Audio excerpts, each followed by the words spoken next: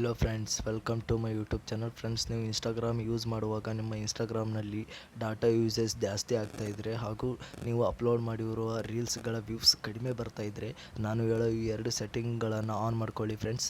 ನೀವು ಅಪ್ಲೋಡ್ ಮಾಡಿರೋ ರೀಲ್ಸ್ ಕೂಡ ಹೆಚ್ಚು ವ್ಯೂಸ್ಗಳು ಬರ್ತವೆ.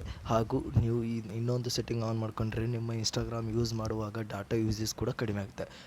ಮೊದಲನೇದಾಗಿ ಇನ್ಸ್ಟಾಗ್ರಾಮನ್ನು ಓಪನ್ ಮಾಡ್ಕೊಳ್ಳಿ ಫ್ರೆಂಡ್ಸ್. ಅಲ್ಲಿ ಬನ್ನಿ, ನಿಮ್ಮ ಪ್ರೊಫೈಲ್ ನಂತರ ಬರೋಣ. ಇಲ್ಲಿ ತ್ರೀ ಲೈನ್ಸ್ ಸೆಟ್ಟಿಂಗ್ ಇದೆ, ಇದನ್ನು ಓಪನ್ ಮಾಡ್ಕೊಳ್ಳಿ. ಹಂಗೆ ಸ್ಕ್ರೋಲ್ ಮಾಡ್ತಾ ಬನ್ನಿ.